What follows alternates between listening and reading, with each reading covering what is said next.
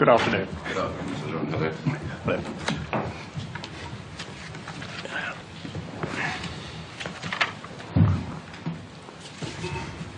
Well, good afternoon, ladies and gentlemen. Good afternoon, Lord Walker.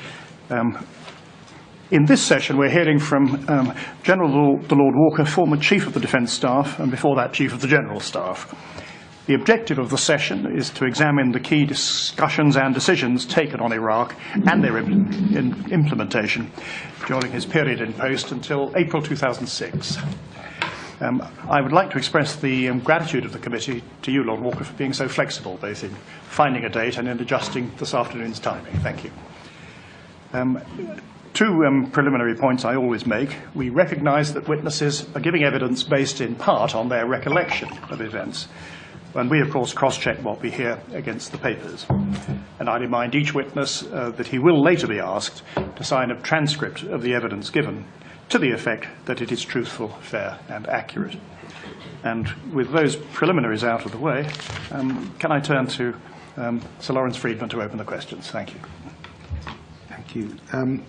General Walker, for the invasion, you were Chief of the General Staff. In the summer of 2002, did you assess that the army would be ready to offer a division for an invasion? Well, can I just correct you? Of course, I wasn't Chief of the General Staff during the invasion. I handed over... The preparations for the invasion? Yeah, preparations, correct. That's what I sorry. I think we knew that we could put a divisional-sized force in the field after about 6 months of sensible preparation. Those were our planning assumptions. So in July 2002, we knew that by about January we could have something ready if we were asked to. And that was, assumption was based on the Strategic Defence Review assumption? That well, and it was based on, I mean, we'd been fairly busy as an army, as you know. We'd been Bosnia, Kosovo, we'd had the Ark deployed a couple of times. We had Afghanistan 2001, so we had a pretty good feel for what we were capable of. And that was the summer of 2002. What concerns did you have as time passed and you weren't actually being asked to prepare this division?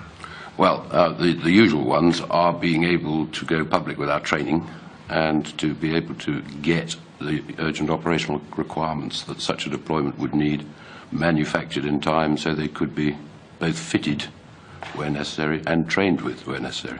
Those were my principal concerns.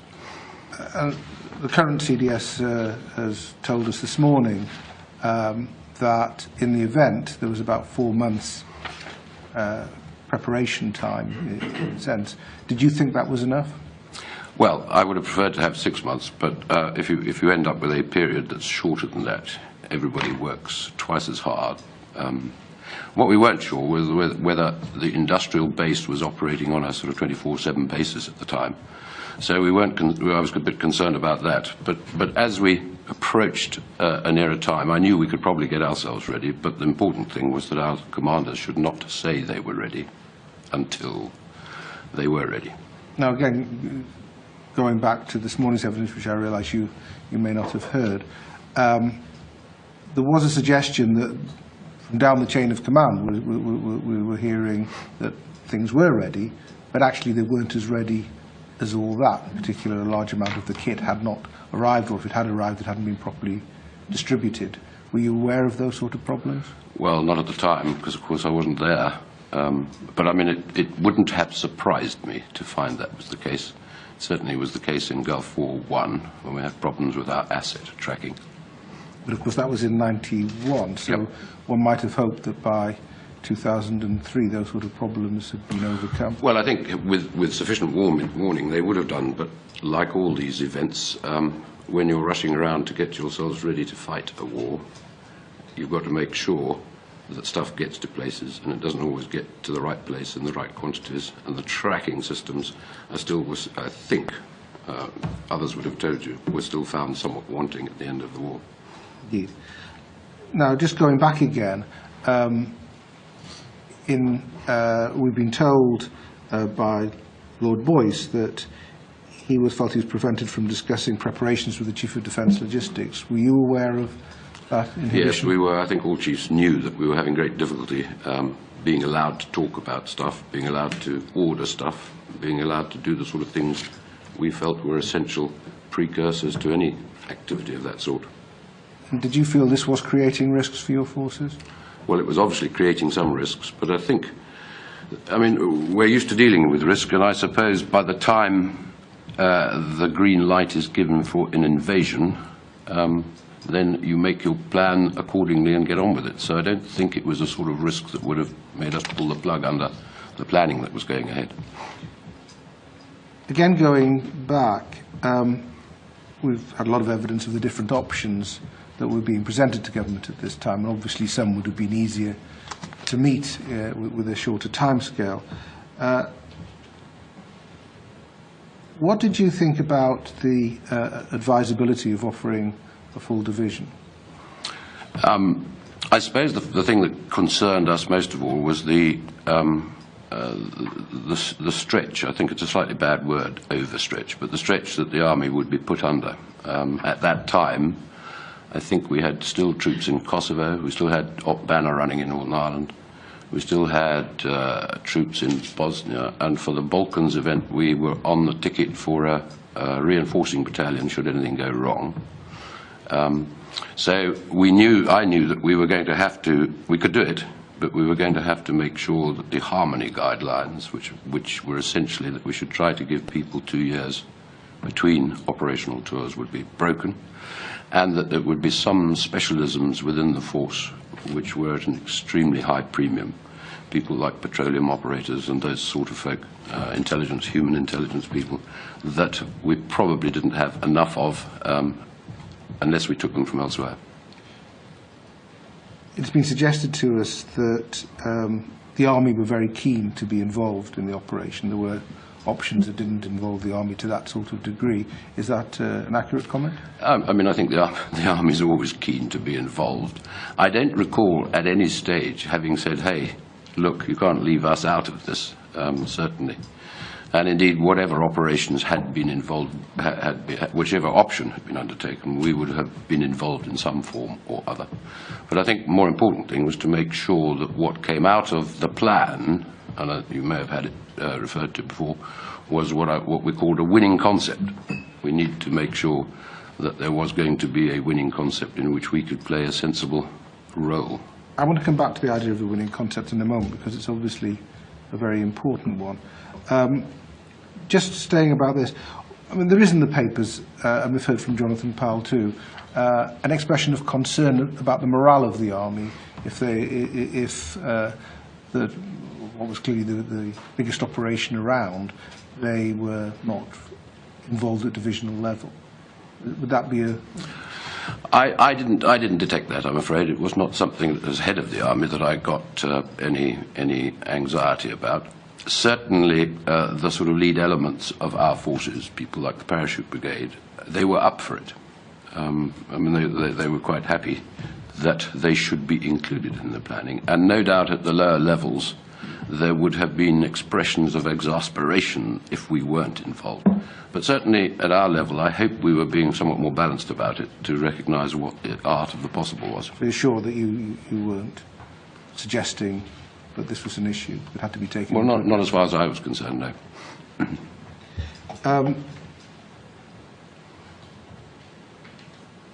Let's talk about this idea of the winning concept.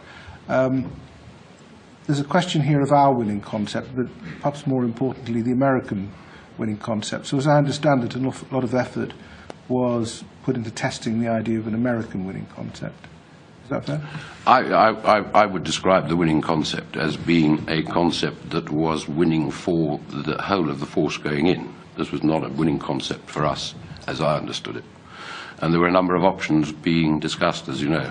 There was the Northern Turkey option, there was the Southern option, and it was a sort of watchword we had on the board in the Chiefs of Staff room. And as we went through the build-up and the Chiefs of Staff committees, at the end of it we would ask that question, have we convinced ourselves that this is going to be a winning concept yet? When I handed over at the end of January, we had not. And why didn't you think you had then? I think it was a combination of all the factors. We hadn't done the deal with the Turks in the north. The anxieties about a small point of disembarkation in the south, with the potential for biological and chemical weapons being used, was a pretty dangerous one for inserting troops into that sort of country.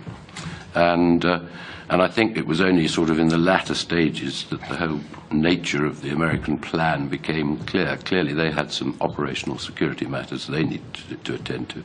And it was only towards the end we began to get full visibility of everything that everybody was intending to do. Because there was a lot of discussion about what might happen, but what actually would happen hadn't come across the chief's desk at that stage. And we've obviously, again, taken a lot of evidence about the northern option versus the southern option. What you've just said suggests that you were none too sure with the loss of the northern option that we did have a winning concept. Could you explain why? Well, I think I can't remember when we lost the northern option. And it was around the start of January, I think. Was it as early as that? Was it? Well, the reason I was concerned was that the north seemed to have a number of attractive features to it. First, we were mounting it through a NATO ally. Secondly, it was causing the enemy to face activity on two fronts. But the downsides, of course, were that we were going to have a slightly split logistic effort. So that's why... Perhaps you could explain what you mean by the split logistics effort. Well, there was bound to be something going in at the south anyway. We would probably get involved with some of the seaborne marine activities down there. I see. And were we going to bring all our logistics through the north for the rest of our people, or were we going to have to divert our line of communication down to the south to resupply our forces once in the country that way? So there was a logistic question mark. We never had to get to the bottom of it at the end because, of course, it didn't come to pass. I mean, one of the issues in terms of whether you go from the north and the south is where you end up and what responsibility you took on there. And there's a couple of points I'd just like to take you through here. The first is CDS described the plan at the time as sort of get in and get out. That the idea was that we would do some high-intensity warfare, secure the area, and then hopefully hand over to somebody else. Was that your recollection? No, my recollection was always that we would, I mean, I suppose it was my experience as much as anything that told me that it wouldn't be a get in and get out.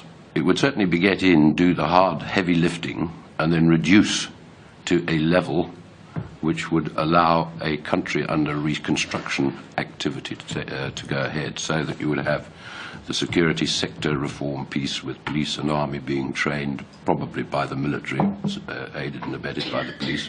But then the reconstruction effort, economic governance, all the other things, would come into play and allow you to withdraw your heavy-duty lifting people, leaving the framework of perhaps a few operational troops and those required to undertake the tasks.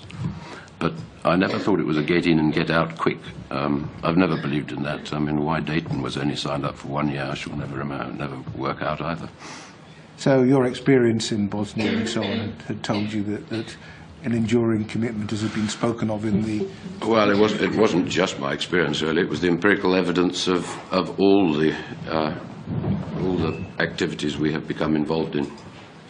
And given this, did you have a preference in terms of the north or the south?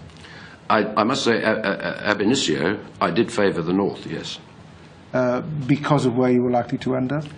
I think because it seemed to me to contribute more to this notion of a winning concept than everybody going in from the south. And in terms of the overall winning concept, which you've indicated, depended on what the Americans were doing as well as us, we've had this debate, but it's a question as to whether Phase 4 is an integral part of the winning concept. and whether you would wish to be satisfied that we really did have a decent plan for what was going to happen. I think the truth of the matter is no. I mean, my assessment of the winning concept is applied essentially to the combat operations initially.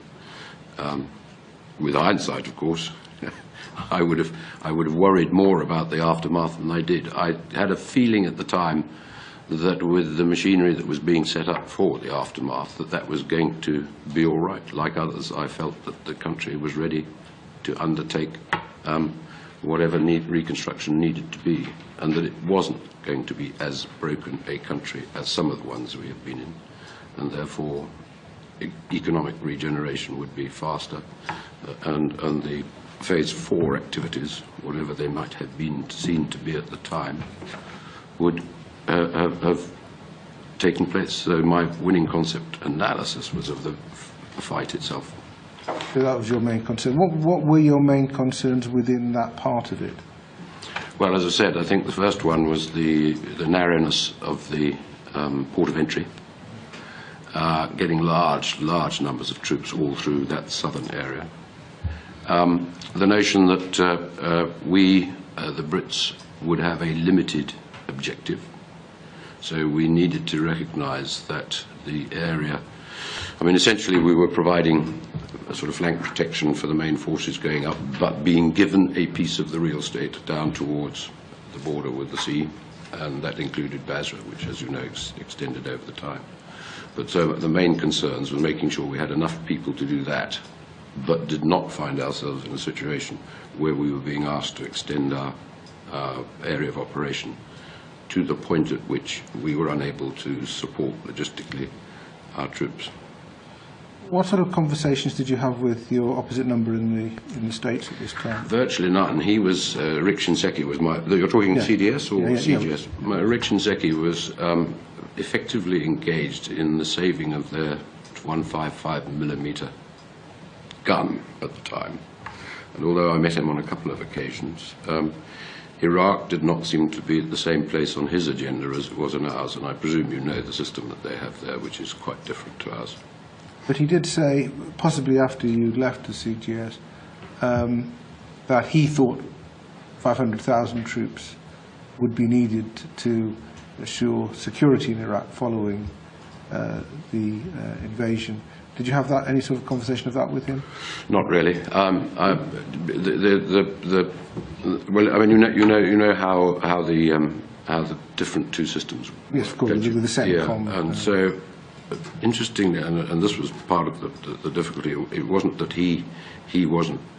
It wasn't an area of interest for him, but it was that one didn't feel that he had any serious influence on what was happening at the far end, because it was being run by CENTCOM straight to the SecDef, and the SecDef did a lot of work with the chairman of the Joint Chiefs, but I never, even when I was CDS, I never came across any of their machinery where the single service chiefs seemed to be involved in the decision-making process. I'm sure they were, but not on the sort of arrangement where, as an individual, I would spend time with my opposite number in that context. There was concern in the US Army, which he expressed, but it wasn't just from him, that Donald Rumsfeld's concern to demonstrate the possibility of taking Iraq with quite a small force would leave a gap in terms of what was going to be available afterwards. Were you aware of those concerns, and did you share? Yes, I was. I mean, I think at the military level, we're all slightly anxious about the way in which it appeared that the SecDef was driving this, quite unlike our own experience, where our Defence Secretary and Prime Minister tend to seek the advice. It seemed to me that he was making up these decisions and in many cases ignoring the advice of some of his military men. And just my final question before handing over. We've talked a bit about the aftermath planning, and again, you're somebody who had a lot of experience in all of this. What efforts did you take to ensure that the Army and the forces more generally were taking this issue seriously? Well, I went out, the first thing I did when I became CDS was I went straight out to Iraq, and I went out with Kevin Tippett, and I think it was the same time as Bremer had arrived, and had a look round. And it was very much a honeymoon period at that stage.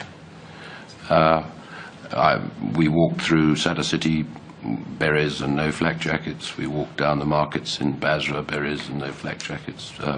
The usual sort of smiling citizens, some of them certainly not hostile, some of them a bit sort of standoffish.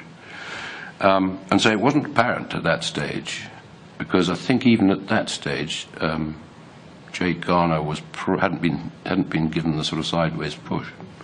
So I'd been through with Tim Cross and his team, in the interim, while I was no longer CGS and before I became CDS, I did some going around talking to people, and I felt that although Tim was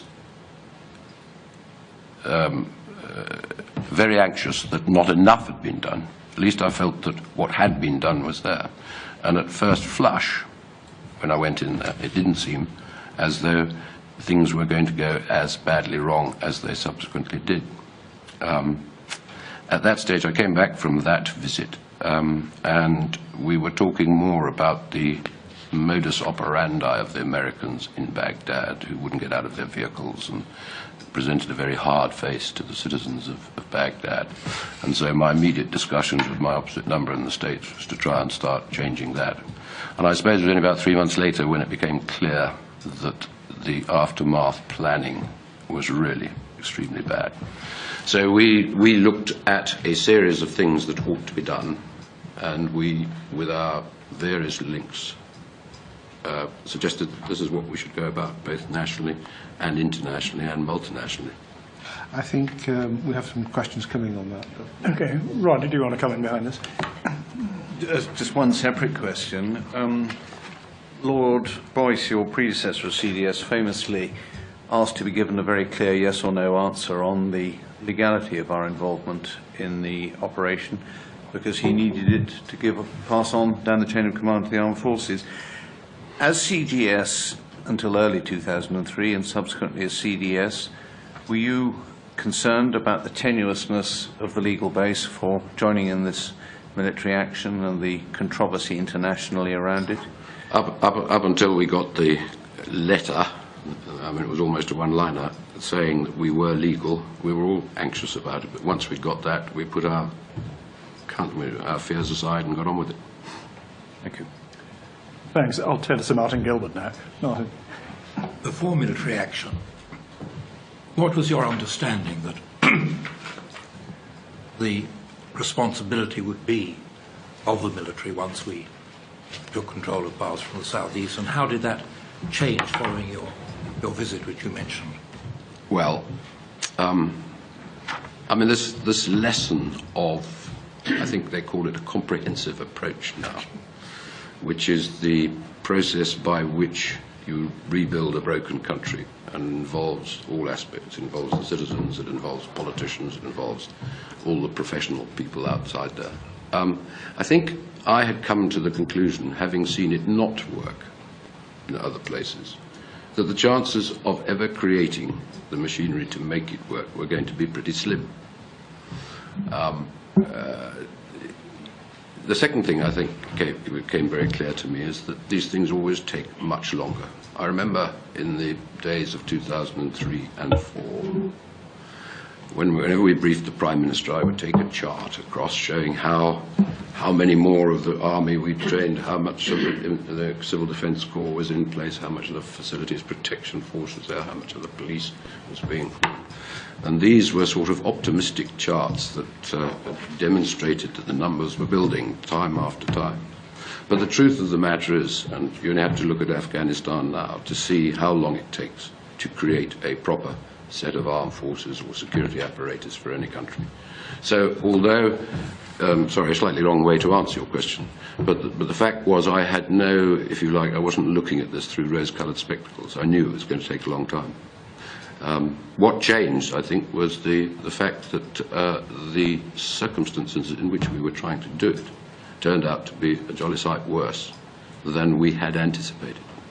How did that affect your understanding of what would be delivered by the military and what would be delivered by others? Well, I suppose in the absence of others to deliver so many of the things were others' responsibilities, many of those responsibilities fell to the military, and it diverted them from some of their security duties. Quick impact projects, all these other sort of things were brought in. And the armed forces like doing those.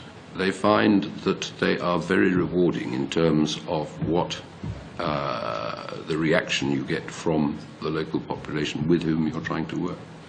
If you can create a small school or a small clinic or get some water supply going, which always needs a bit of money and probably isn't going to last very long because it's been done by a soldier rather than a doctor or an educationalist or an engineer, but it has an immediate impact and gives them much more clout with the local population. How was that affected by the rather rapid start of the drawdown of our troops? Oh, well, I don't think it was. I mean, it became very clear that the CPA down in Basra had not been entirely satisfactory in its early days. The money that was flowing from the British government was pretty small. And the money that was coming down from the Americans in Baghdad was quite large, but beset with bureaucracy. So what it probably meant was that some of the activities that would have allowed a military commander to carry out purely military operations in Basra had to give way to providing force protection for civil authorities, having to do things for the local population, which otherwise they wouldn't have done. Not that they minded doing it, I don't think, but they would have been able to handle some of the security issues rather better if all their troops had been focused on some of the security issues.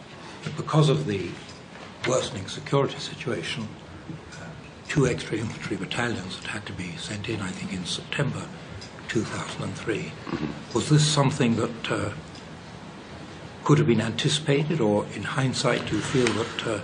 I don't think it could be anticipated. I mean, we weren't anticipating the situation deteriorating to that extent, to be honest. And if I remember, we talked about 2 extra battalions being sent in. I'd have to look at the papers, but I think what we did was we extended the sort of takeover time of people rather than sending in extra forces at the time. I think we sent 1 extra battalion, and the other one was a sort of extension of takeover to leave more troops on the ground. And at that time, that seemed to be a reasonable balance between... Well, we respond as much as we can to the requests of the commanders on the ground, and certainly that was their request. PGHQ clearly filter it all, and providing the force provider in the form of the CNC land has the troops. There's absolutely no reason why they shouldn't go there. It does have an impact clearly on harmony guidelines and families and so on, so you have to take that into account. Thank you. Rod, do you want to come in on this? Just a quick one. You said, like so many witnesses, that we ran into a situation that we simply hadn't anticipated. But why do you think the coalition had so signally failed to anticipate the situation? Was this a failure of intelligence, or was it that they hadn't done risk assessment, or what? No, I think all of that had been done. I think that the extent to which the situation changed so dramatically was brought about because we were unable across the piece. I mean, I don't think you can decouple sort of Baghdad from Basra, from Fallujah, from all these places. I think there's a sort of flow that goes through them. But I think what we hadn't managed to do was to put together a reconstruction package which meant that people's lights turned on quickly, that water flowed in their baths, that the sort of thing which you and I would take for granted weren't available to the extent they had been led to believe. Now, of course, they were rather anticipating it more quickly than it could ever have been delivered. But it just went on and on and on, and eventually people like Muqtada al-Sadr and his JAM, or whatever it was called, Jaish al-Mahdi, they filled the vacuum. But the coalition also had not anticipated, A, that liberators would quickly turn into occupiers in the eyes of the Iraqis, though a number of people had warned of this, and B, that sectarian strife would break out in a country that, again, some people saw as ripe for it. Why had these perceptions not fed their way into the planning of the process? Well, I can't. I mean, we looked at a number of scenarios, including that one, but the judgment was made at the time that they would be so delighted to get out from under the yoke of Saddam Hussein that having the nice coalition army there to help them deliver things would be something that they looked forward to and benefited from. And this was a British judgment as well as an American judgment? I think so. That was what you were being Well, fed from the political machine? It was before we went there, clearly, but Yeah. it was clearly misfound when we afterwards. Yeah. Lawrence?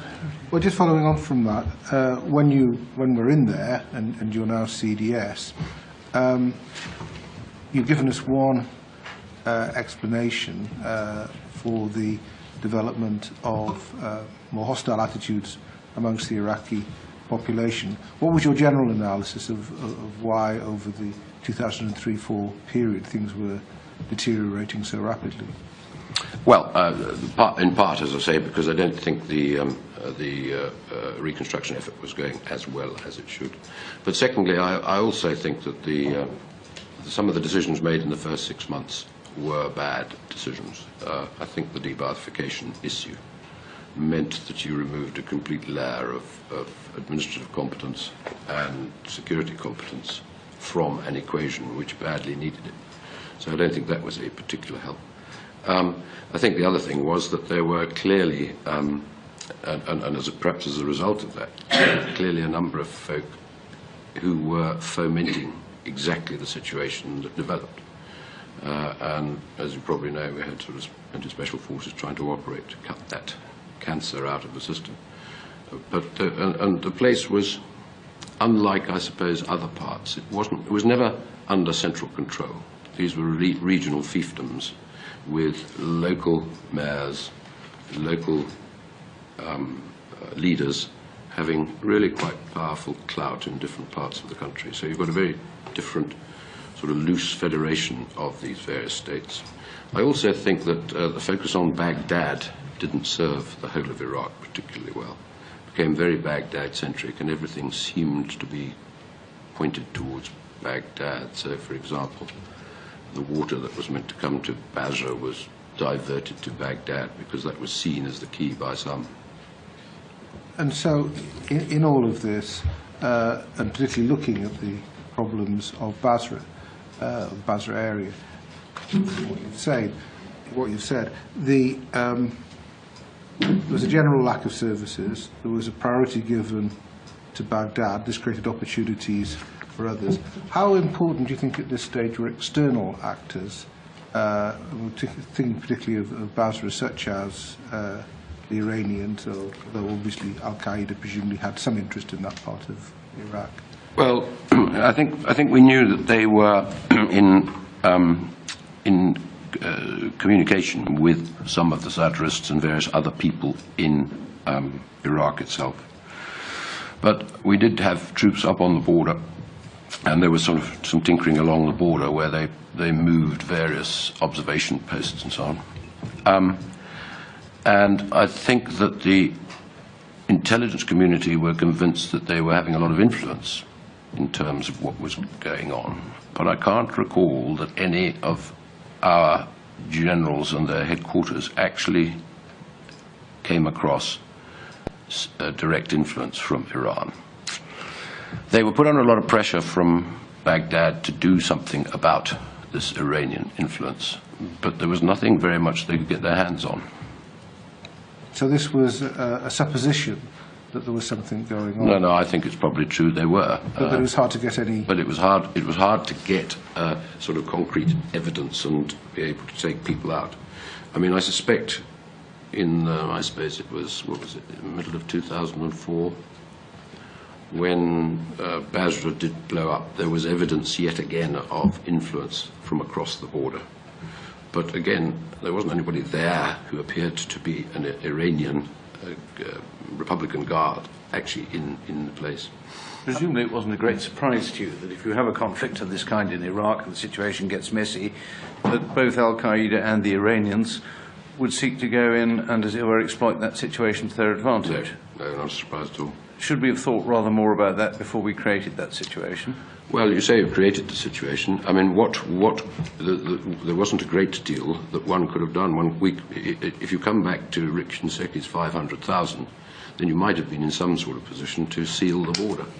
But of course, having looked at the sealing those bits of the border, it was almost impossible to do it with unless you had vast numbers of troops.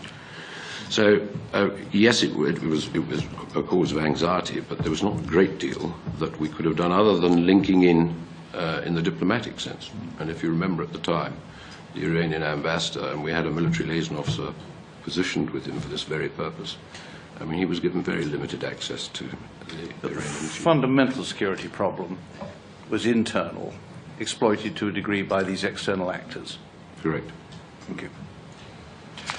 And I think this was an issue that we put to current CDS as well. We gave a very similar answer. So the Iranians were exploiting the situation. Did you have any sense of Al-Qaeda being a factor affecting our operations in the southeast? Not so much in the southeast, no. That was part and parcel of the... Well, we were involved with trying to sort them out slightly in Baghdad, but not so much in the south. Now, just to move on a bit, or to see how the situation is deteriorating, our assumption presumably had always been that at some point we would wish to hand over to Iraqi forces. Did the deterioration keep on pushing that back as an aspiration? I think he did, but I think it wasn't just the deterioration. It was the rate at which we could generate Iraqi security forces as well, which had been very optimistic, as I said earlier, and always takes longer to achieve than one imagines. And the role of the police forces in this presumably was even more difficult than the army? Well, it was. I mean, we couldn't get, trying to get policemen to come out and train policemen was the most difficult thing you could imagine. And the police were, as far as we knew, much more riddled with corruption than any of those who had signed on to the new Iraqi army. And even once the training had started, it was quite clear that we were going to have a much more difficult job with the police forces than we had with the army. And I suspect the police force is still being trained. We've heard from a lot of witnesses that there is a real question about the concept of British policing as applied to a Middle East or a far further east country, and that the tradition of gendarmerie carabinieri is actually more appropriate for armed police services. Do you think that the right answer is a mix of both, or is it the choice one or other policing model? No, I think it's got to be the other out there. I don't think the British bobby on the streets is a concept that would work in that part of the world. Yeah. I think a gendarmerie, a sort of paramilitary force, is certainly the right answer for that sort of place. I mean, after all, very early on we set up a training place in the Jordan for 300 odd, I think, policemen. But the stories, the anecdotal stories, where these chaps were getting the right sort of training now, returning to their police stations and being littered around the country in their new police stations, and meeting their old boss who'd say, "Oi, if you think that's how you're going to behave, you've got another thing coming, you get back in line." So, I mean, it needed almost a sort of, let's start at the beginning, and a paramilitary answer has got to be the right answer, I think. Thanks. So, just to summarise where we are, we've gone into Iraq, we've wished to reduce the numbers of our forces, army guidelines and other reasons. The situation has now deteriorated. You can't get the Iraqi forces up to speed to help take over. In this context, was there a need for more forces to go in, for greater resources to be put into the security problems in Iraq? I'm trying to remember whether that was one of our solutions. I mean, the answer is, although we may have tinkered at the edges with sort of the odd battalion also here, and there was a rejigging of the boundaries as far as I can remember, when we sort of took the Italians and we took on Al-Matana, the province over on the west, and we at some stage ended up with the Japanese workforce under. So, but no, I can't remember there being a debate about a serious increase in numbers. I don't think that happened in broad terms until Dan Petraeus and his surge came along later. That was much later. Yeah. So we weren't. You didn't see that as a means of coping with the situation which you found yourself. No, I mean the difficulty was much more in worrying about the security sector reform. It seemed if we couldn't produce large numbers of troops of the sort of quantities that really could quell and keep an area quiet, the best way to go was to really focus on security sector reform, do our level best to increase the speed and rate, speed of which they could be trained and the rate of turnout of the security forces, rather than put large numbers of troops on the ground to try and... But you've indicated this was going to take a long time. Yes, it was. So was the assumptions realistic about what we could do with that? Well, I can't remember what the assumptions were. They seem to be changing all the time, if I remember. But what I think we recognised was that increasingly we would move from a situation where we had looked for an end state which was entirely satisfactory to one that was adequate. I think it was exemplary even. Well, exemplary was was rather the bad phrase used to say that we would make the South an exemplar of what could be achieved. I think that's how it was described. But I think that the exemplar was referring to, if you like, the sort of situation in that part of the world. By the time we had got to the middle of 2004, early 2005, I think we'd recognized that exemplary was dead and adequate was going to be not what most of us would have wanted, but was good enough for government work out there. Thank you. Can I just ask one more question, and then I'll be turning some equipment problems issues, but colleagues may want to come in. But one just question on the use of our forces in Iraq. There were approaches made by the United States to send 16 air assault to Baghdad, and I think you'd opposed that. Is that correct? Yes. Why was that? Well, you say I opposed it. I mean, we, the chiefs, collectively opposed it. Well, I say not collectively, we didn't all agree about it. But it seemed to me that this was in the early days, and I think it must have been shortly after John Sawers arrived, which would have been, mid-2003, was it? I mean, we had enough of a problem keeping our logistic supplies and the expertise needed down in the south. I'd also come to the conclusion, having seen Baghdad, this vast, sprawling city, in which there weren't enough troops really to control it in the true sense of the word. I mean, I think the Americans must have had about 130,000 at one stage, of which about 80 were in Baghdad. And we were offering to send up 3.5. I did not think they were going to alter the price of fish, to be honest. We have a slightly rose-coloured view about, or at least we did at that stage, how much better we were at internal security, whatever you like to call it, what's the coin stand for? Counterinsurgency operations. We had a rather better view than we thought the Americans were capable of. In fact, we brought quite a lot of their divisional commanders across to our training grounds here to have a look-see. I have to say they caught up extremely quickly and in fact have probably overtaken us in their application of the sort of doctrine involved. But at that time we thought we'd be quite good, and I think there was a view that if we could get some nice smiling paras on the streets of Sadr City, that this would transform Baghdad overnight, and I'm afraid I didn't subscribe to that. Well, that's quite an important and probably accurate observation. Do you think there was an underestimation in the UK that the sort of doctrine and training that had worked well for us and had been effective in a lot of the interventions in which we've been involved, particularly in the Balkans, would be appropriate in the very different circumstances of Iraq? I don't think there was a sort of a muddled view about it. I think that's what we did think. I did think that we thought the sort of experience that we'd put together in a number of theatres would be relevant. And certainly to start with, watching the Americans try to move from high-intensity capability, I mean, these were heavy armoured divisions that went in there, to having the ability to have a face-to-face talk with an Iraqi on the street, bearing in mind the language, it was quite an object lesson of how not to do it ab initio. We had got this experience of, I mean, we still had people fighting in tanks at one end, and at the other end we had soldiers handing out humanitarian aid, all in the same time, all at the same time. So this concept, and I think people have referred to it, of the three-block war, was showing itself to be correct.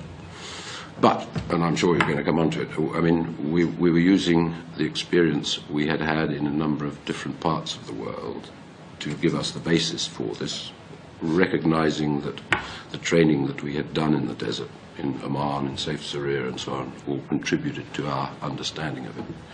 So we thought we were okay. We did learn one or two things. I think the thing, sorry, this is a very long answer. No, it's just very But interesting. the thing that I think shocked everybody was the advent of the suicide bomb. We hadn't experienced that anywhere else. I mean, not in any quantity. And the other thing that I think shocked us was the extent to which the technology, and this is where your Iranian influence comes in, I'm sure, had, in the very short period we were there, achieved in about 6 months what it took the IRA in Northern Ireland to achieve over 30-odd years. So the rate of technological development of the enemy's IEDs, explosives, and their operating methods was just fantastically high. When we get to 2004, you've got two battles of Fallujah, or one that was almost a battle and one that was. We heard from the Prime Minister that he was at the time that he was concerned about the way that the Americans were going about Fallujah in April 2004. Were they your concerns as well? They were. In fact, we didn't want to get involved in Fallujah. And I remember we even ensured that the air support we were giving up from Kuwait was prevented from participating in the Fallujah thing without specific reference to the task and the law officers to make sure that what we were doing was okay. You were concerned about the targeting. But on a practical basis, by and large, in the end, what happened was that we were given the patrolling tasks of the rest of Baghdad for our air power, whilst they took control of what they did with their air power in Fallujah. And of course, at the same time as that debate's going on, you've got the Sadrist uprising. Yes, yes. Did that come as a shock as well? Well, I mean, when you say shock, I think all of these things came as a bit of a surprise because we weren't expecting them. But the truth of the matter was that, of course, Fallujah was always going to have unintended consequences elsewhere. And so whenever something like Fallujah happens, by and large, forces generally are put on the alert to make sure that they're in a position to pick up whatever fallout occurs in their particular areas. And then and so you're saying, sorry, just to that you're saying that the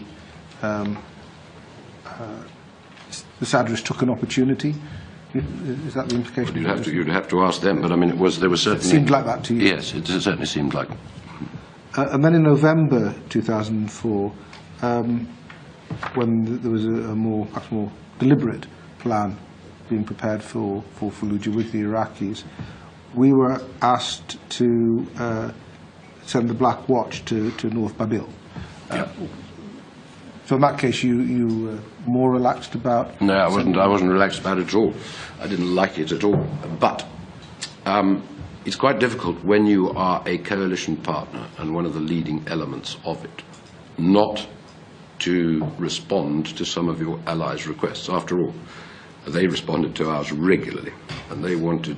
I mean, the purpose of getting them there was to backfill for some troops that had been taken away for Fallujah. So,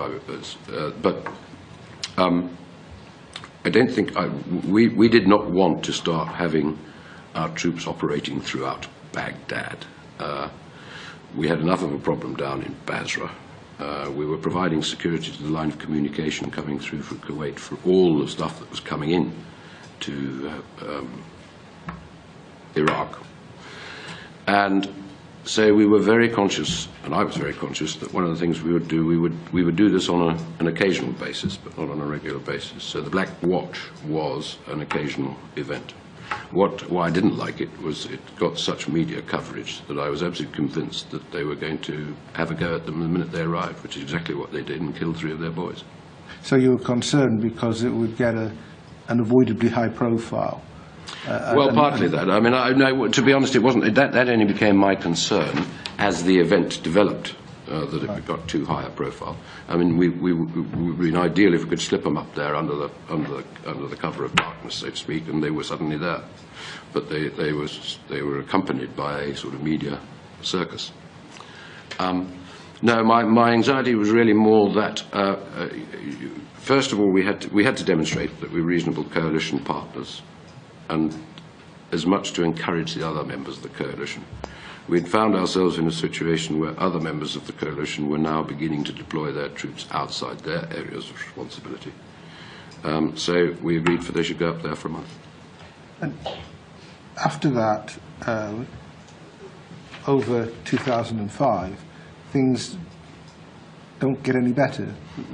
Did you have a sense of being sort of stranded in Basra? Well, not so much. I mean, I used to go out about once every 3 months. And, of course, every time I went out, there appeared to be progress. The reporting back in this country was pretty pessimistic, I have to say. But actually, in terms of what was happening on the ground, progress was happening. If you went and visited the sort of military, not the military academy, or the military training place and so on, you saw these, the 10th Iraqi division was forming up. Their general was beginning to get to grips with it. They were beginning to operate in concert with our chaps on the streets, so there was security sector reform was happening.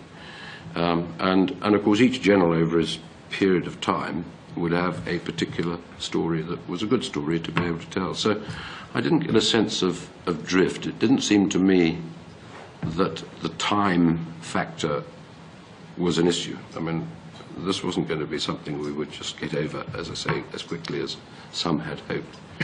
But I did see genuine progress. So your view was that it would take time, but we had the time, and the progress was being made. What about the influence of the militias within Basra itself? There is an argument, as you know, that slowly but surely they were able to fill the vacuum. Well, I think they were quite strong, and it sort of waxed and waned as the leaders of the local militias decided to put pressure on the coalition in one form or another. I mean, it was quite interesting that at various times, of course, the leadership in Basra found itself more than capable of telling them to back off, which it did on a number of occasions. I mean, I'm sorry, I'm out of touch, and I don't know how the situation is there today. You've probably had evidence that it's getting better, or is it getting worse? I don't know. Hopefully it's getting better. It's getting better. That's good. That's good. So progress is continuing. We hope. I think I want to stop that section now. I don't know whether, John, you want to... No, I think let's press on. We should press on. Yeah. I'm afraid it's still me then. We're still talking about... We're going to move now to talk about equipment and... Yep. Other resources. The Strategic Defence Review had said that the military should be prepared for expeditionary warfare, such as campaigns similar to the one in Iraq. Do you think we had, in 2003, a sound basis upon which to launch this expedition? Had the Strategic Defence Review worked itself through satisfactorily? No, it hadn't. Perhaps you could explain why. Well, for a start, it was underfunded by well into £1 billion, probably about 500,000 to £1 billion when they signed up. I'm talking about the 98 Yeah, indeed, yeah. So it was never properly funded. Secondly, that the guidelines appeared to be just that, and they had been we'd consistently gone over them for various sorts of reasons over time. However hard you tried to describe, one operation as a medium 6-month operation, none of them had lasted at that sort of length. They'd all gone on longer. So we operated outside our planning assumptions. The SDR hadn't been properly funded, hence my answer of no. And given those concerns and the fact that as we entered Iraq, you could assume that we were going to be in for something longer term, were you able, as you started as CDS, were you able to put pressure on government, encourage them to provide extra resources for our forces? To be honest, we didn't have difficulty in getting resources for the military adventure. I mean, the UORs had largely been funded, as I understood it, beforehand. The amount of money that was being spent on current operations came from the contingency fund. The more difficulty we had was getting money for the programme itself. And I think in late 2003, we've had evidence on this, there was quite a big issue with the Treasury over cash and non-cash, and Jeff Hoon talks about difficult cuts being made in the future equipment programme. Do you recall? Well, I do. I recall the period I remember clearly was the early part of 2004, when the public spending round was coming to a head. And what sort of cuts had to be made at that time? Well, I can't remember the actual figures and I can't remember the detail, but what it is a detail of the bits of paper. But what we had to, we'd been given a target as normal by the Treasury. We'd had to decide how we were going to get inside that target. This was largely stuff not directly related to Iraq, because Iraq was funded. But of course it was stuff at the back end. It was some of the stuff that was related to some of the longer-term equipment programs, including infantry battalions, because I think at that stage we were going through the reorganisation of the infantry. I think it included helicopter money. I think it included things like aircraft carriers. I mean, it was all big-ticket items that were being threatened.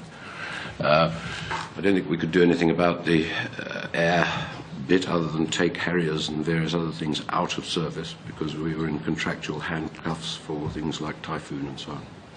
So there was indeed a list of stuff that we were having to make decisions about, and I think we drew a line somewhere halfway down the page and said, if you go any further than that, you'll probably have to look for a new set of chiefs. And what was above and below the line? I mean, Do you know, I can't remember. I mean, how did helicopters fit in on this, for example? I think helicopters, if I remember, when you say helicopters, a bit of a throwaway phrase. It was the amount of money in the helicopter budget area. I think that was above the line. I'm pretty certain, but I would have to see the bit of paper again to remind myself. I'm pretty certain it was above the line. But the line, it makes it sound as though we were happy with what was above the line. We weren't happy with any of it. But we'd drawn the line below which would have been more than...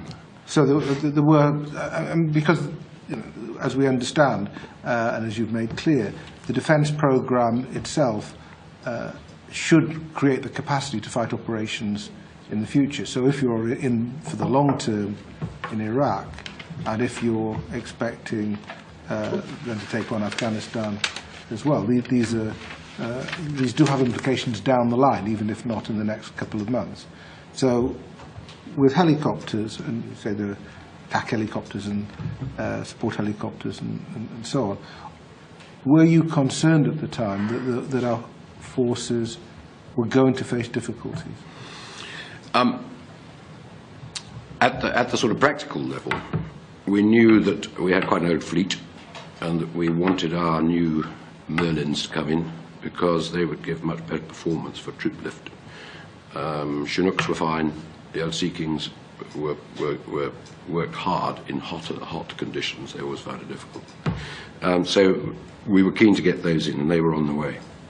I think the money that was taken out of the helicopter budget was a wedge of money that was put across everything from light battlefield helicopters to medium lift helicopters to things. So it wasn't possible to identify exactly which bit of that money was going to pay for what. I mean, with hindsight, of course, had we had that in, we're probably just about getting the kit in now as we speak of what was available. But in a funny sort of way, that just seems to have been repaired by some rather deft footwork by people in the Treasury and so on, buying Danish Merlins and getting these extra Chinooks up and running, which they weren't at the time. And at the time, I think, that you're talking about, early 2004, a study was done which showed that we had a shortfall in helicopter lift of 38%. So the answer was, yes, we did have a shortfall, and we had to prioritise to make sure that the commanders in Iraq had sufficient helicopter lift for what they wanted. Of course, operating with helicopters in Basra is quite different to operating between Kabul and Helmand and around a province in Afghanistan. But you can never have enough helicopters. And CDS told us about the problems of the 8 Chinooks, which sounds very frustrating. Very, very. Were you able to make much progress? Yes, well, I think finally, and just before I left, we managed to find the money to do what has now happened to them. But it did take 2.5 years, and I don't know if you've ever been involved in procurement processes. I would encourage you not to do so. If you I think they're slightly smaller scale in the university.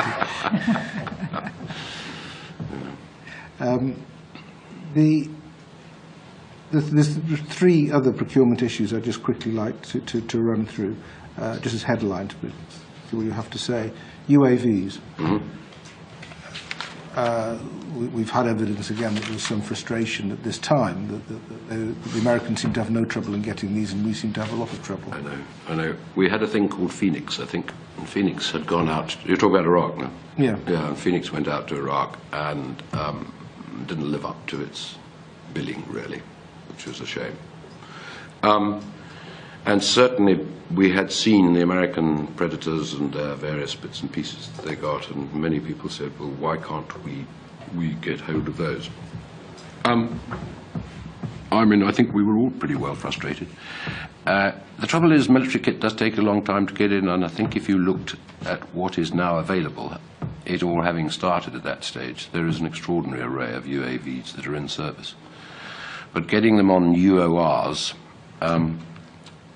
is a nice idea, but it doesn't always work, because if you're going to take something in that you have to train people on and equip and restructure a regiment to operate, then it needs to be something that's going to be supported in the longer term, and it needs to be properly procured. UORs, as you know, very rarely get through life support money as well. So it was a frustrating thing, but I think it was something that has led to at least a decent suite of these things that we've got now. When the UAV issue had been around for some time, I mean, we talked about it in the late 90s as the coming thing in military capability. So was it surprising that we got this far without...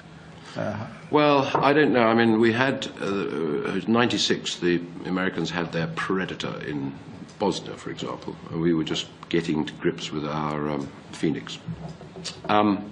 It wasn't the be-all and end-all of everything. I mean, it kept crashing, it kept falling down. So as a sort of pragmatist, it does seem to me that to get these, if you're going to get something that really works, you need to work at it. The idea that these UAVs are around in large quantities and were available freely around the world, I think is sometimes somewhat misplaced. It's related to the whole I-STAR question, information, surveillance, reconnaissance, etc. This again has been identified as an area of weakness that we tried to find some money for, but it didn't seem to go far enough. Is that fair?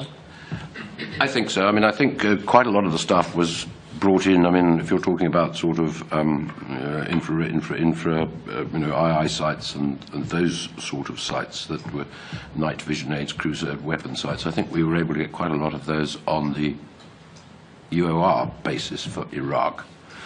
And we did have sort of the odd radars and so on that we took out there, but it wasn't clear, I think, right at the beginning, that all this support stuff for heavy-duty surveillance would be needed to start with. And as we found ourselves trying to carry out operations against this rather disparate enemy, so people then put in bids for new pieces of kit which had come on the market. So that's always a problem, that people want to get the latest stuff. Yeah. And then finally of this list, there's the famous Future Rapid Effect System, oh, yes. which we had a debate with CDS at the moment as to whether this was the worst procurement shambles or just there were other competitors, but it does seem to have been something of a shambles. It was horrid. When I was CGS, we had an in-service date for the FRES of 2007. And at that stage, there was then a debate taken as to whether this should be a fairly straightforward vehicle, which could be upgraded over the time. And of course, that was the start of a sorry saga of debates.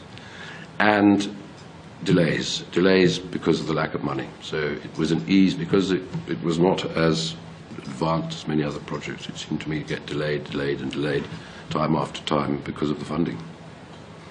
And it might have gone, if we'd gone with it originally, we might well have saved ourselves quite a lot of pain and agony and death by having a vehicle that we could have used in the appropriate circumstances in places like Afghanistan. So,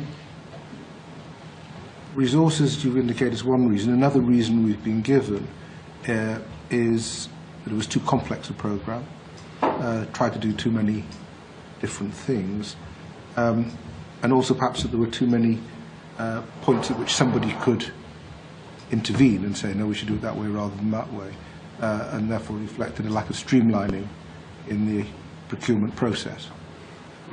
I would happily accede to all of those.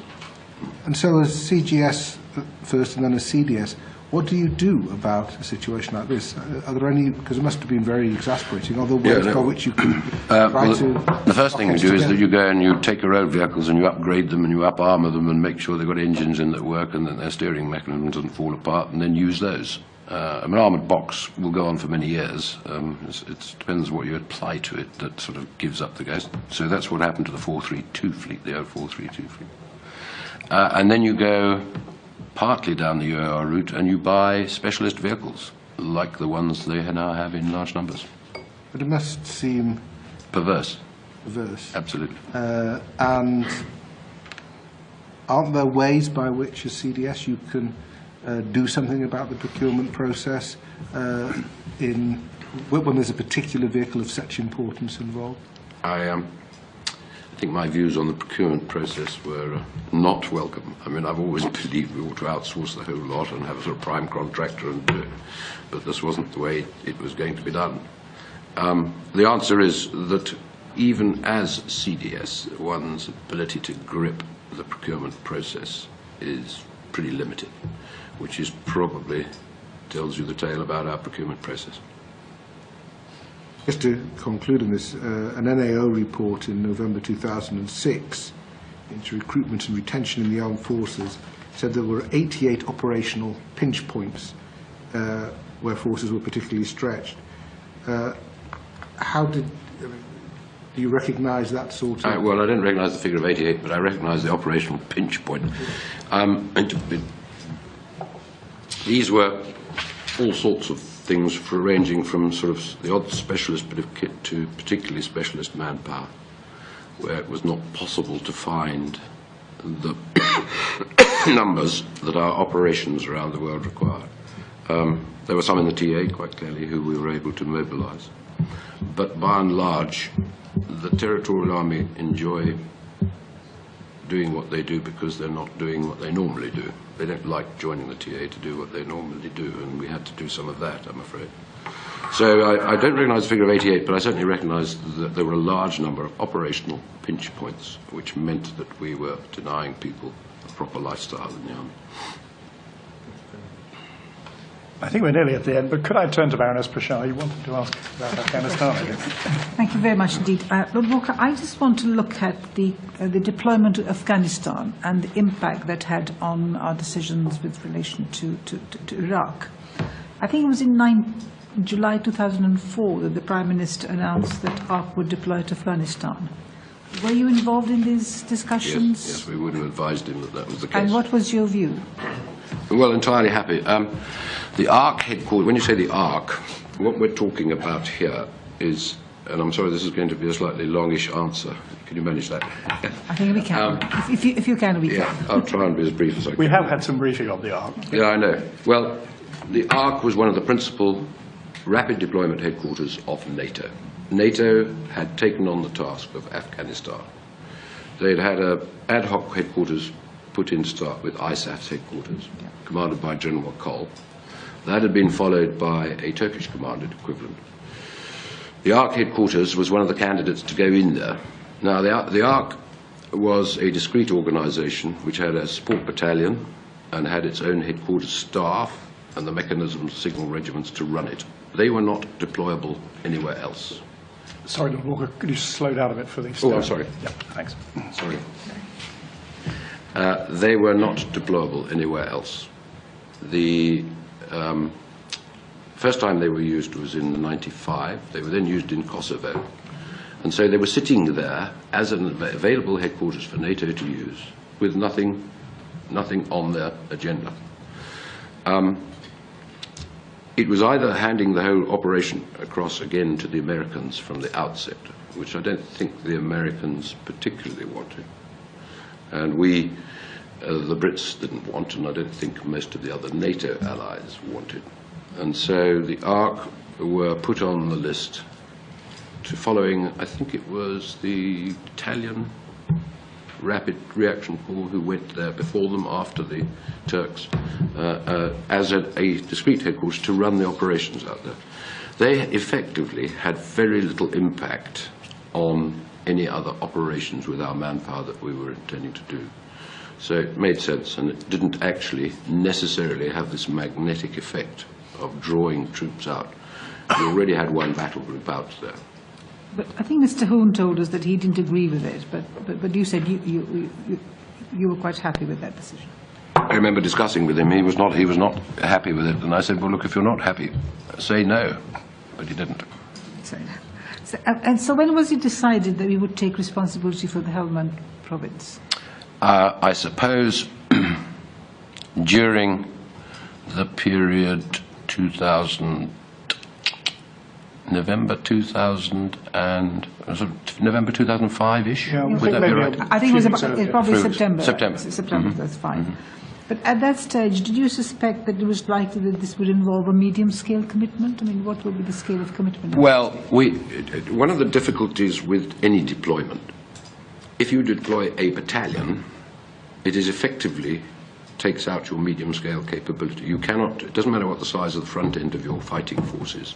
It's the logistic bit, and it's the support mechanisms that are expensive in terms of deployment. So one battle group is just about as expensive as one brigade. So I don't think we were under any illusions at that stage. But we had a battle group that was split between Kabul and Mazar-Sharif up in the north. Mazar-Sharif was benign to the extent that the soldiers up there were not producing for NATO the capability that was possible out of British troops. So we, with NATO and with our own people, we looked at what needed to be done. And ourselves, as you know, the Dutch, the Estonians, the Canadians, put together a coalition to handle, with some Americans, to handle Helmand province. So that was how that came about. But giving a commitment to 2 medium-sized operations, wasn't that not in breach of our defence planning assumptions? It was. It absolutely was. And so, I mean, did you advise on that? We made it absolutely clear, but as we hadn't stuck within our defence planning assumptions for the previous, I'm trying to think when we did stick with them since '98. I don't think we were ever inside them. It didn't really seem to. I mean, the important thing was that we had agreed to participate in this NATO-led operation to provide the international security force in Afghanistan. And we could do it, but of course it was outside the planning assumptions. But in 2005, the situation in Iraq was becoming very difficult. So were you considering do we have to send extra troops, and how you'd manage the troops? No, I think we were rather looking at the other way around at the time. We were looking to try and remove troops at that stage from Iraq in order that we could. The Helmand, if I remember, the Helmand thing was due to start in May 2006, the Helmand deployment. So we were sort of trying to finesse it so that we could withdraw down sufficiently in Iraq. Bearing in mind also at this stage, I think Op Banner was throwing up troops. We were getting to the stage of Northern Ireland, and we were having troops available from Northern Ireland to deploy, which we hadn't had up till then. So what you're really saying is that our engagement in Afghanistan was reliant on a speedy drawdown in Iraq? Reliant would be too strong a word, I think. I mean, we wanted to do it, but it wouldn't, I mean, we still had enough troops to do it without a speedy drawdown. It just meant that we were making their lives even more intolerable for them in terms of their operational tour intervals. And do you think it constrained our options, both in terms of equipment and force levels? It certainly did that, yes. I mean, they wanted, when we discussed with the commander of the ARC, he wanted an extra battalion to use as a theatre reserve battalion, which he could fly around the country to points of trouble, and we said he couldn't have it from us. So you think it stretched the army both in terms of the options and what we could do? I think they were working pretty flat out, and they were indeed stretched. I can't remember what the tour intervals were, but I think they'd come down in some cases to some of the engineer battalions to a year between operational tours, to give you some feel for it, as opposed to the 2 years that we liked to give them. And so you were making that very clear to the politicians? Yes, absolutely. And what sort of response were you getting? Well, we were being asked, can we do this? And we said, yes, we can do it. This is the penalty we pay. But none of those penalties were sufficient, I think, for us to say, those are so grave that you should not do this. Okay. So that we were giving them the advice which they were following. I don't think we have any difficulty there. Okay. Thank you. Any final questions? Martin? Laurie? Rob? Right. Well, I think we're coming to the end of the session, Lord Walker, and I'd just like to, before offering you the opportunity to give us your final reflections, one theme, not perhaps the most salient, but it keeps coming up, is the issue of tour lengths, particularly for senior commanders in the field. And I think we've been given and have got a reasonable grasp of the fact that units right up to brigade level perhaps need their continuity of command, and if they move out, command should go with them. Above that level, in certain specialist headquarter roles, would you like just to reflect a bit on the tension between keeping people energized and reasonably safe on the one hand, and building up their relationships and knowledge of the situation that they're in? Yeah, I mean, I'm quite clear. I think a minimum tour length for operational intelligence type commanders should be a year long. Mm-hmm. Absolutely. And in fact, I think they are now. I think we've got over this difficulty of the 6-month tour being the feature. You will probably remember that in Northern Ireland the debate raged about 4 or 6 months for soldiers, and the 4-month tour always seemed extremely short. Yes. Even the 6-month tour ones. But I think for those who are working 24 hours a day, 7 days a week without a real break, 6 months is probably a good time for people on the ground. But even there, you lose continuity. The Americans, of course, go for a much longer period. Yeah. It has never been in our military psyche to do the long one, but I'm quite convinced that for commanders it should be a year minimum, really. Having said that, I saw George Casey, as he reached his 3rd year in Iraq. He was a broken man, really. I mean, you didn't see it on the outside, but 3 years was too long in that job. So about a year is about right, in my view. Yeah. People never see their own exhaustion, do they? No. Thank you. I think Sir Roderick would like to ask one question, and then... One more, if I may. A slightly broad question. In your period as CDS, clearly the political direction was coming in a very hands-on way, as we've heard from other witnesses, from the Prime Minister, and then from a series of meetings below the Prime Minister, and you presumably saw an awful lot of him in that time. Did you feel that the appreciation of the situation in Iraq of our political leadership was the same as the appreciation that you and the military leadership had?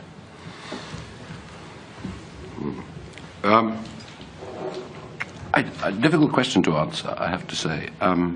Maybe you better ask them rather than me. But I did get the feeling that our Prime Minister was concerned about it. But what I couldn't work out was why we didn't. I mean, people talk rather glibly about put the country on a war footing. I mean, we've heard it recently too. But we never seem to be able to grip this rather slippery bar of soap that was Iraq properly. I always believed that we should have set up a senior cabinet level officer, minister, directly under the Prime Minister, with his authority, to bang our heads nationally together at all levels to make sure things happen. Because I was always certain that the Prime Minister himself got it. But I could never be certain that him having got it meant that it was going to happen further down. You know, the discussion about whether that particular aspect, which was something to do with DFID, or that particular aspect, which was something to do with the Foreign Office, was going to be followed through with a sort of powerful clout. I never got a feel that that was going to be the case. And the ad hoc ministerial meeting was both ad hoc in name and, I'm afraid, rather ad hoc in nature, in my view. Trying to get things to happen at the far end was difficult. So levers were being pulled, but somewhere down the channel of the lever, it wasn't really. Well, I always have a word for this called the mattress mice. Somehow, from the order being given at the top to its arrival at the bottom, the mattress mice got on it and diluted it to an extent that it didn't happen in the way that the lever puller at the top had anticipated. I mean, you say that the Prime Minister is very concerned about the situation, and clearly he was, from the amount of personal effort he put into it and from what we heard from him in evidence on Friday. But I think my question about this is not about the level of concern, it's about the level of understanding. Yeah, well, I know. Well, that's the point. I mean, I think he did understand. I mean, whenever a visiting American came here, I would take him across to the Prime Minister and he'd sit down and he'd talk to John Abizaid, he'd talk to Dick Mars, he'd talk to George Casey, he'd talk to any of these people who came across on a one-to-one basis. Well, I say one-to-one, I mean, they'd have a conversation with just a couple of us sitting around. So I think he did. I think he got it. I think he really did get it. But I mean, managing these sort of operations in 2010 is quite different from managing them as you might do in the Second World War. And there are so many distractions that one wonders whether the machinery that surrounds somebody who gets it is sufficiently good enough to make sure that his intent gets to where it's meant to get to. And I'm sure his intent was a reflection of the fact that he really did understand it.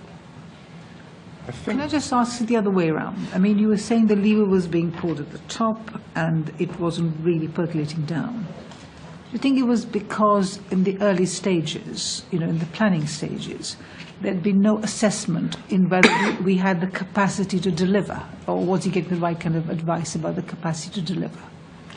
I'm afraid I've always been rather sceptical about this, since this whole problem of what is now described as the comprehensive approach raised its head in the Balkans.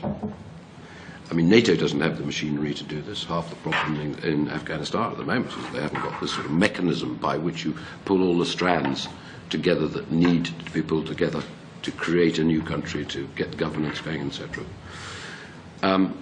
We don't have it in our country either, I'm afraid. We did set up an organisation, and I'm damned if I can remember. Stabilisation unit? No, it was called something about reconstruction. It's called reconstruction. The post, yeah, and I mean this was one of the lessons that Iraq brought up. So we thought, great, let's set up this post-reconstruction unit. We'll get £10 million out of the Treasury, and everybody will make a little contribution from their departments. Well, it went into sort of, and I'm not being critical of it, but it went into university mode. Lots of discussion, sitting around the table, and I don't know what's happened to it now.